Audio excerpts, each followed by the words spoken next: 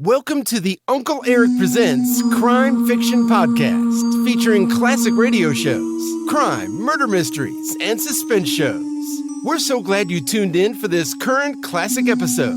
But first, a few show comments and episode notes from Uncle Erich. From the Uncle Erich Presents series. Today, we visit Richard Diamond, private detective. This episode is titled The Elaine Tanner Case. Richard Diamond, private detective, played by Dick Powell, is an American detective drama which aired on the radio from 1949 to 1953, and on television from 1957 to 1960. He's a wisecracking former police officer turned private detective. Richard Diamond, private detective is brought to you by our friends at boomerflix.com. At Boomerflix, you can watch hundreds of the old classic television shows along with tons of the old classic romance, horror, western and sci-fi movies as well. Take a trip down memory lane with boomerflix.com. Also, visit UncleErich.com to see all the available show categories and episodes. Now, enjoy this great episode, The Elaine Tanner Case with Richard Diamond, private detective. If you can, please help Uncle Erich keep this podcast up and running by buying him a cup of coffee at the support link below. Thanks a million.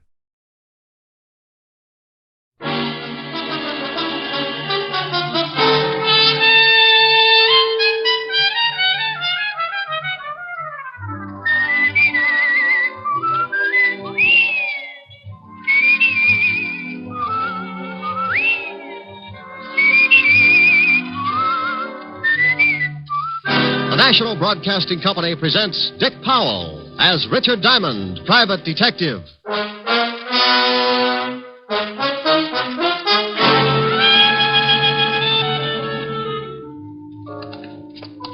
this way, Diamond. If I do, well, I tell my friends. Hey, this is the morgue. Yeah, wise guy. You should feel right at home here, Otis. Oh. Hello, Rick. Hiya, Walt. What goes here? I want you to take a look at someone. You know who this is, Rick? Oh, the poor little devil. He was murdered, huh? Yeah, shot. Right in the back. And here's another exciting half hour with Richard Diamond, private detective, starring Dick Powell.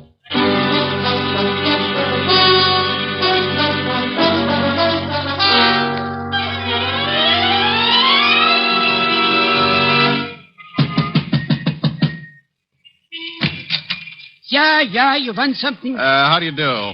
Are you the manager of this little haven of rest? A boarding house. Ironic. I heard you both times. What do you want, huh? What do you want? Information. Your move. You nuts or something, huh? You nut? I'm looking for a girl. What's the matter? Read the sign. It says rooms for rent. Rooms. Beat it. You know, if you ever get around to running at 33 and a third, you'll save a lot of breath. Smart guy, real smart guy. Now, I got to work. Wait a minute. Now, wait. Here's $5 if you can tell me about a girl named Elaine Tanner. For $10, I couldn't tell you a thing. Don't know her. She lived here? So it's a secret from me, a secret. Now... Here. Take a look at the snapshot. A man and a girl. Do you know the girl? Mister, I got maybe 10, 20, 30 different people every month. They come, they go, they pay rent. That's all I care. They pay rent. All right.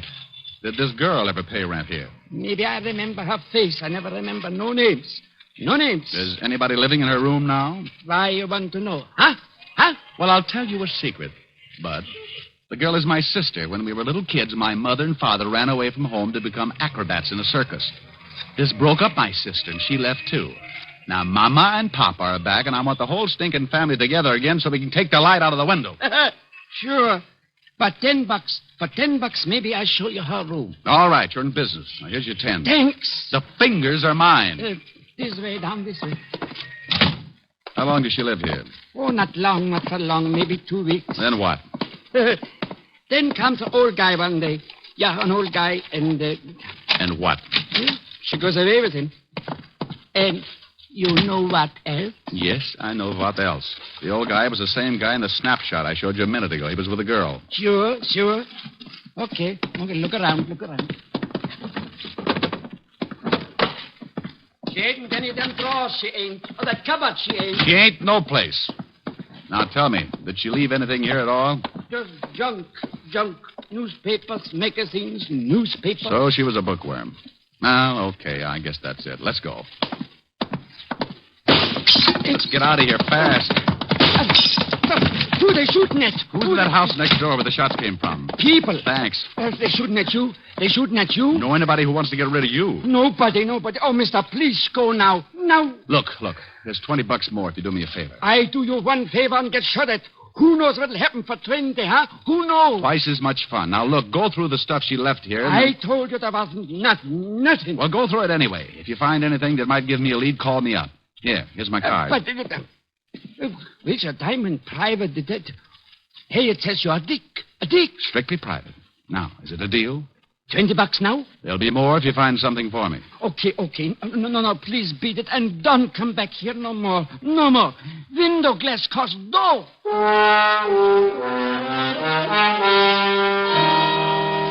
I knew it wouldn't do me any good to look at the house where the shots came from, because whoever played me for a clay pigeon would get out fast.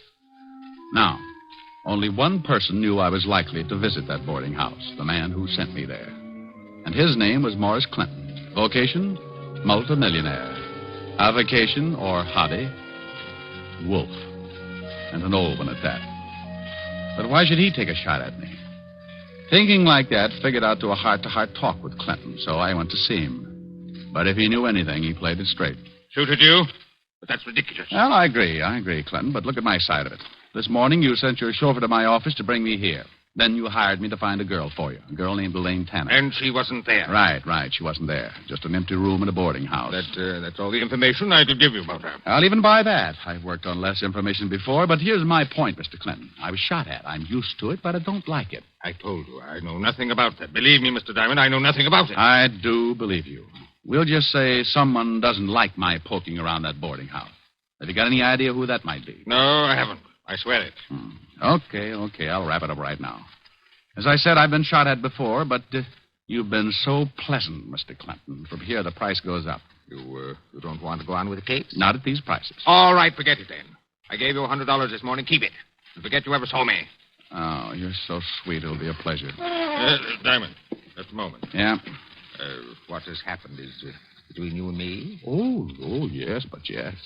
Oh, I will have to report those shots. What? Sure. The police don't like to have people taking pot shots at each other. It makes for confusion in a big city. Wait, Diamond, wait. Something else, Mr. Clinton? I have my own reasons for not wanting anyone else involved in this. I'm sure you and I can come to an agreement. Oh, well, it's just possible, Maury, that you and I may not see wallet to wallet.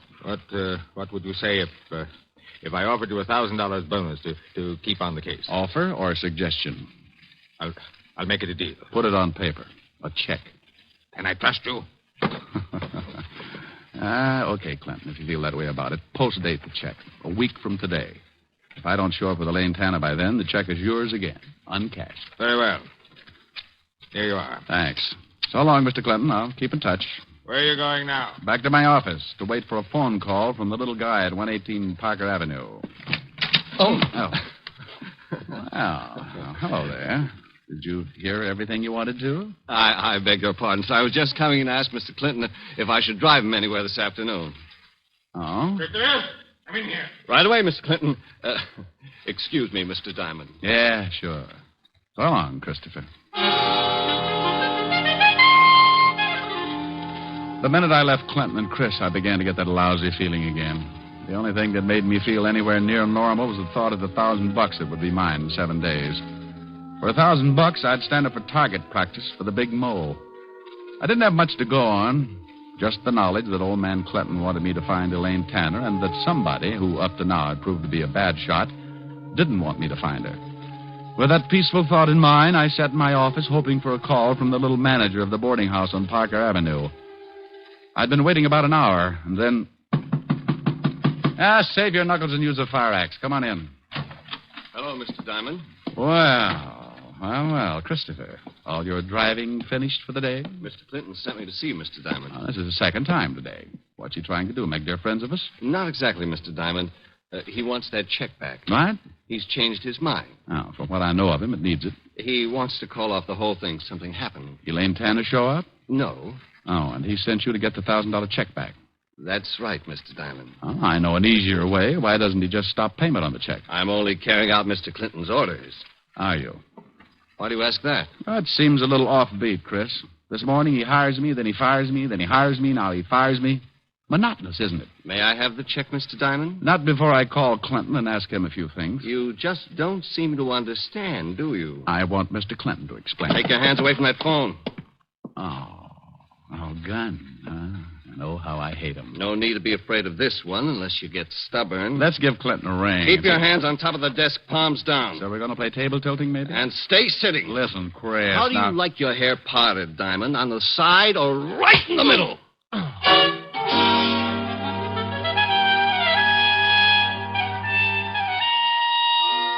When I opened my big blue eyes, my office was dark, and the neon light on the hotel across the street flashed the news that it was dark outside, too. I'd been out cold for a long time.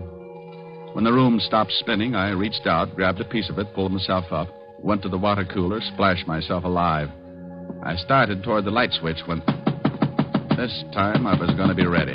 I got behind the door and waited.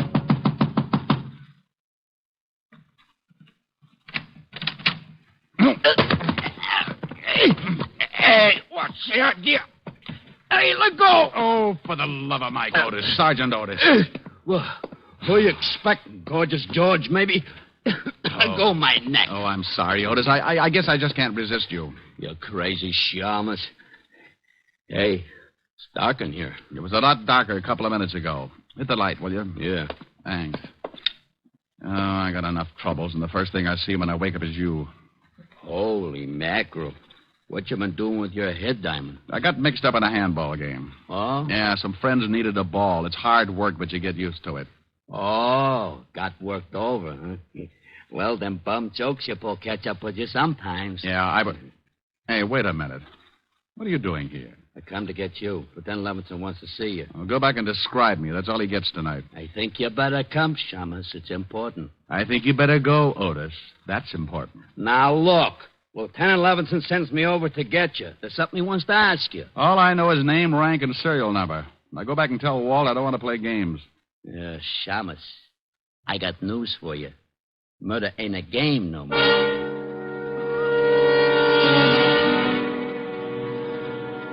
That's all Otis would tell me, but I didn't like the way he kept looking at me all the way to see Levinson. Then we got to headquarters, not to Walt's office, but down the long marble corridor that led back to other places. He wants me to bring you back here, Diamond. Where to? The morgue. The morgue? Yeah, you heard of it. I heard of it. What's this all about? You'll see. In here, Shamus. Lieutenant. Back here, Otis. Come on, Diamond. Hello, Rick. Well, how's the other head look? I'll let you know when it speaks to me. Yeah. Meantime, I want you to take a look at someone. In here? Yeah, in here. You know who this is, Rick? Oh, the poor little devil. The poor devil. What do you know about him? Well, he was manager of a boarding house, cheap walk-up on Parker Avenue. That we know. What else? He was murdered, huh? Shot right in the back. Hmm. Rick, unless I knew you were tied in, I wouldn't have you here. You want to talk about it? Somewhere else, Walt. Sure. Come on. Before I answer any more questions, Walt, how'd you tie me in? He had one of your business cards in his hand. He was shot while he was standing at the phone in the hallway of that boarding house. Did he call you, Rick? I didn't get a call from him. Got any idea why he wanted you? Maybe, maybe not. All depends. On what? Walt, listen. I will in my office. Wait outside, Otis, and I'm busy. Get it? Sure, I get it. Wait a second, Rick. Now, here's a gun, 38 police special. Take a good look at it. I've seen it before. It's mine. How did you get it? The ballistics report says this gun killed the little guy back there. Did you check it for fingerprints? Yeah, and they were all yours. Will you have Otis come visit me and bake a cake with a file in it? Oh, cut it out, Rick. I know you didn't kill him, but I've got to tell the commissioner something. He's funny that way. I was in my office when the guy was shot. I was out cold. You got any proof? For you or the commissioner? For the commissioner, you egghead. Listen on the way. To where? Have Otis bring the car around front. We're going to make a call on a guy named Morris Clinton and his errand boy, Christopher. On the way out, I told Walt the whole thing, how Christopher caught me off base, put me out, and then must have taken my gun to kill the little manager. But neither of us could come up with an answer to why. Why murder to keep me from finding Elaine Tanner? What was the connection between Clinton, his chauffeur, and the girl? I thought maybe Clinton would give her the answers when he learned there was a murder tapping at his door. So you want to see Christopher, Lieutenant Leveson? If you don't mind, Mr. Clinton. Oh, no, that's all. I'll call him. Real loud, Mr. Clinton. Of course. Christopher? Christopher! You're sure he's here, Mr. Clinton? Yes, I am, of course, Lieutenant. Call again. Christopher! Christopher! I don't think he'll hear you. Why not? I'm not deaf, Mr. Diamond. Rick, is that Christopher? Yeah, this is Chris, all right. And I owe him a haircut. Now, lay off, Rick. I'll handle this. Christopher, Yes, sir. where were you about 2 this afternoon? Why, right here, working on the car. Correction. Working on me. I beg your pardon. Oh, come on. Let's have it straight. Mr. Clinton, what about this? Christopher is right, Lieutenant. Yes, he's right. Oh, you're scared stiff, Clinton, and you're lying. I'm not. I wanted to go into town to keep an appointment. And the fuel pump on the car was stopped up. I had to take it apart. Oh, sure. And while you fixed it, Clinton stood right over you. As a matter of fact, he did watch. And it took all afternoon to fix it. No, but when it was finished, it was too late for Mr. Clinton's appointment. He decided not to go.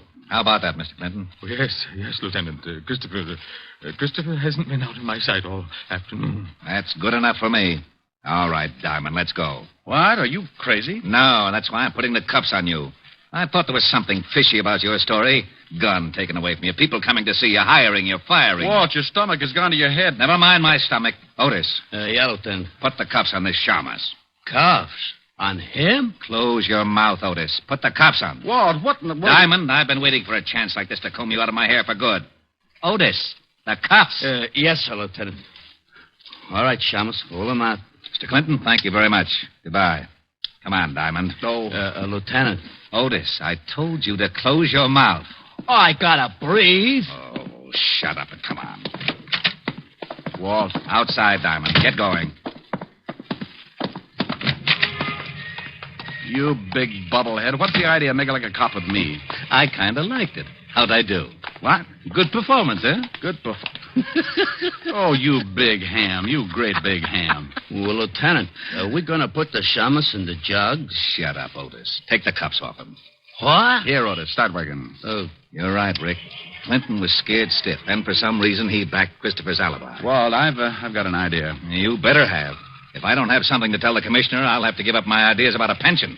I'm going back to that boarding house. Why? Well, the manager was going to call me. It's just possible he got a hold of a lead on Elaine Tanner, but Christopher killed him before he had a chance to tell me. Well, that makes sense. Have you got a man there? Yeah, a happy. Oh, good. I'll see you later. Rick, All right. please. For the sake of my stomach, don't slip up. You're my only suspect without an alibi. Thanks, Walt. See you later. Yeah. Oh, Walt. What? Bottoms up on the bicarbonate.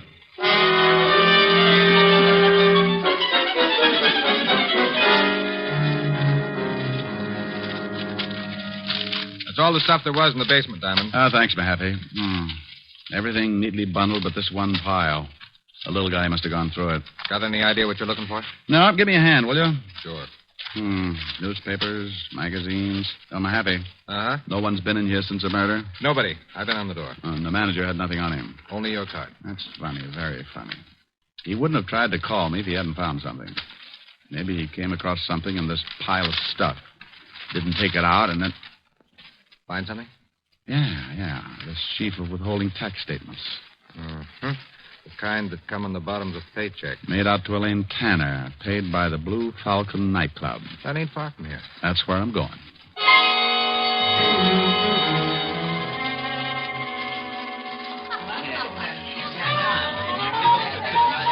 Yeah, sure. Now I remember a kid that named Tanner. Yeah, used to work here in the line. Thanks, bartender. Where's she now? Well, Mr. Me, I know from nothing about her, but she was good friends with one of the dolls in the line, gal named Gladys. Where can I find this Gladys? Dressing room, straight back, turn left. And knock on the door, huh? What for? They dressed that way for the show anyway. I'll keep both eyes closed. Sure, straight back like I said, then first turn left.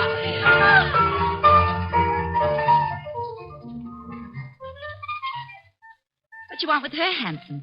Why don't you get off here? You tempt me, sweetheart, but give me a rain check. Who waits for rain? But, why do you want to see Elaine? Well, maybe I ought to tell her about some oil wells that came in. Yeah? You don't look like the type talks about oil wells. Honey, don't let the tassels on my shoes fool you. Oh, you're cute. Yeah, I know where Elaine is. Want to give? Information? Sure. Oh, you've got a one-track mind. Maybe I can't switch it over yet. Okay, so I'll get a couple of days older meanwhile. Anyhow, I never did like her. So, I don't mind letting you know. No what, Gladys? Well, maybe a month ago she quit this dump. All right, she quits. Go ahead. Yeah. But before she quit, she's acting funny. Like the night we're going home together, walking along, and she's talking. This is the last time I take this walk. So, gonna fly to him from work? I'm quitting. Well, if you like to eat grass, go ahead. I won't eat grass. Ever had a real mink coat, Gladys? I coulda, but his lawyer settled out of court. I'll have one. I'll do all right. You thinking about that guy Clinton who comes in the club? Uh-huh. Honey, there's wolves and there's wolves. Want to pick one with teeth? He likes me. Sure. Every time he sees you, he's got to push his eyes back in his head. Chris is working for him. His chauffeur. So this is news, so what? Money. Lots of it. Shakedown? Oh, now look, honey, they can give you trouble for that. Not a shakedown. This is safe and sure. Chris figured it. He figured it, and I... And what? Nothing. Just forget it. Come on, let's get some coffee.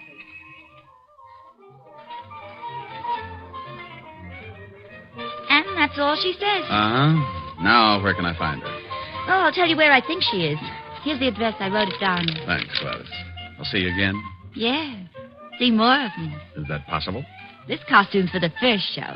We save up for the second. I'll be here for the last show. Oh, what you said. So long, handsome.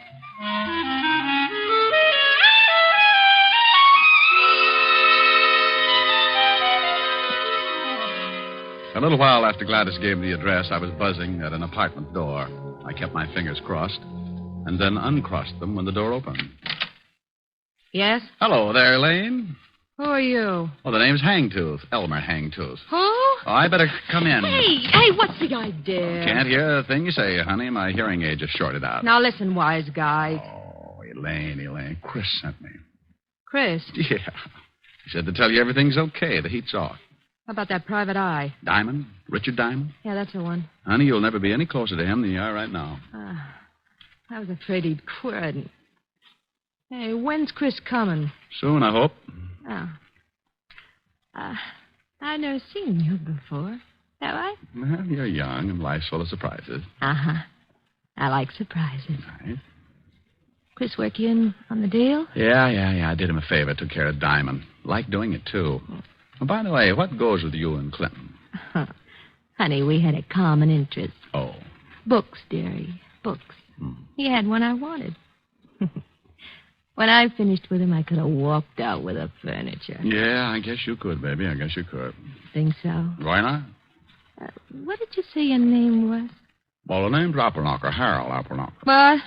That's not what you said before. Oh, so you have been listening. The real name is Diamond, Richard Diamond.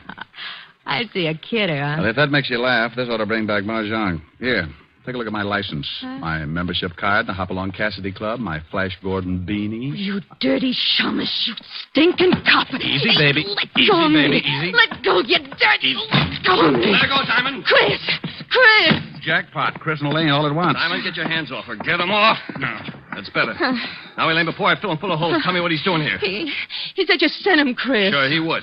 Elaine, you ready to get out of here? Yeah. Okay, hand me a cushion from the sofa. Want to take a nap, Chris? I'll laugh at your funeral, Shamus. Hold a cushion over the gun. Nobody hears the shot. Better not, Chris. Elaine, start out. I'll be right behind you. Yeah, all right, Chris. Got the book? Yeah. What book? Shut up. Get going, Elaine. Chris, let's talk this over. Funny, you just finished talking, Diamond. Chris! Elaine, what's the matter? Give me my book. Give it to me! Clinton, Dub, get out of the way. Diamond, you...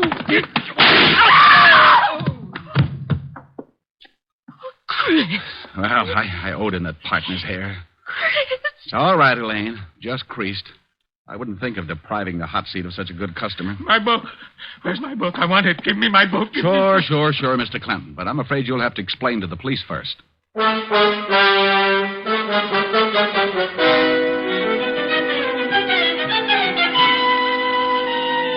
telephone call to the 5th Precinct brought Walt and Otis to my rescue.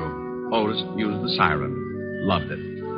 I told Walt the book old man Clinton kept screaming about had me a little confused, and that I wouldn't be able to relax until he found out just where it fitted in the case. He promised to find out the answers as soon as he took Chris, Elaine, and Clinton back to the 5th Precinct.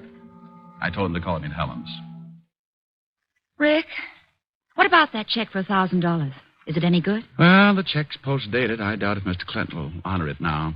It's too bad. We could have celebrated. So all you got for your trouble was $100 a day in expenses. I'll get it. Grant's Tomb, the general speaking. Rick? Yeah? Walt? Yeah. You sitting down? Why? You can tear up that check Clinton gave you. He won't honor it. He's mad about having to go to jail. Oh, I was way ahead of you about the check. Why did Clinton go to jail? What did he do? You know that book he was yelling about? What about it? Well, it's an original Sir Francis Bacon manuscript. How would you know? I hate to admit it, but Otis told me what it was. You know, Otis is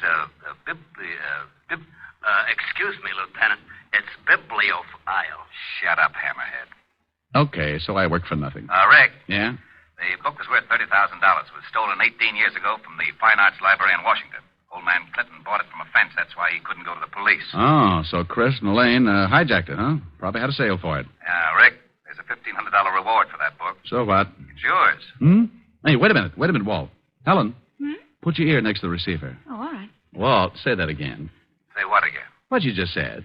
Did I say anything? Well, sure you did. Are you sure? Oh, now cut it out, Walt. Say it again about the reward. Oh, that. There's a $1,500 reward for the book. Thanks, Walt. Bye. Bye. Well, baby. Well, we're going to celebrate after all. $1,500. Oh, Rick, that calls for a real celebration. Sure. Well, don't go away, darling. I'll be right back. I won't be long. Oh, Rick, there's a new song on the piano. Why don't you try it? Okay, I set my pajamas and put on my prayers. Well, that's pretty silly, but... My baby kissed me goodnight, and I am glad to relate that by the time I got home, I was feeling great. I climbed up the door and opened the stairs. I said my pajamas and put on my prayers. I turned off the bed, crawled into the light, and all because you kissed me good night.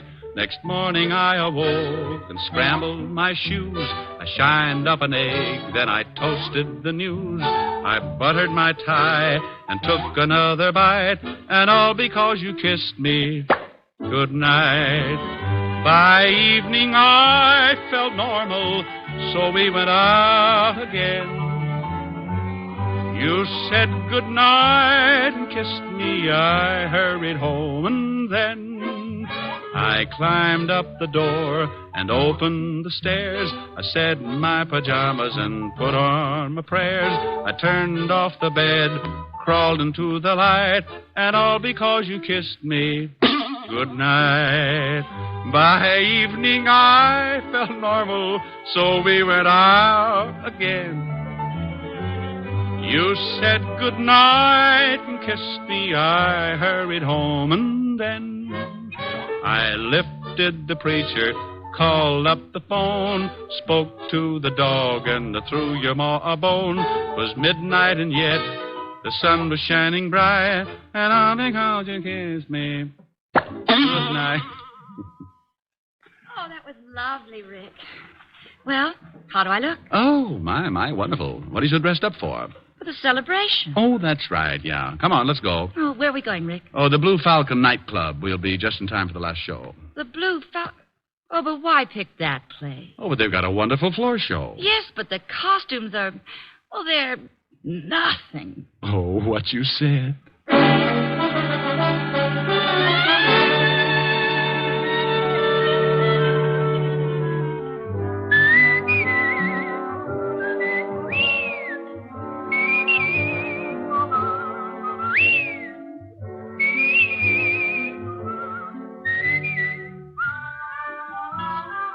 You have just heard Richard Diamond, Private Detective, starring Dick Powell. Ed Begley played Lieutenant Walt Levinson. Also in the cast were Wilms Herbert, Francis Robinson, Ted Osborne, Gene Bates, and Paul DeBob. Music was under the direction of Frank Worth. Today's show was written and directed by Russell Hughes. Dick Powell currently may be seen in the motion picture version of the best-selling novel, Mrs. Mike. This is Eddie King inviting you to be with us next Sunday at this same time when we will again bring you Dick Powell as Richard Diamond, Private Detective.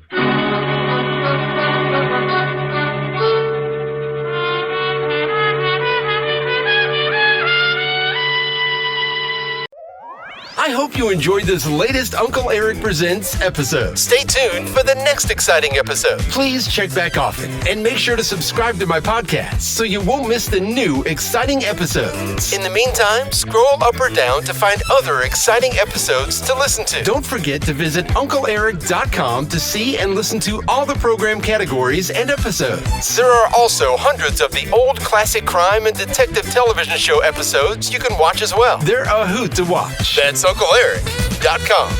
If you like this episode, please consider buying Uncle Erich a cup of coffee at the support link below. Thanks a million. Thanks for stopping by. Bye-bye for now.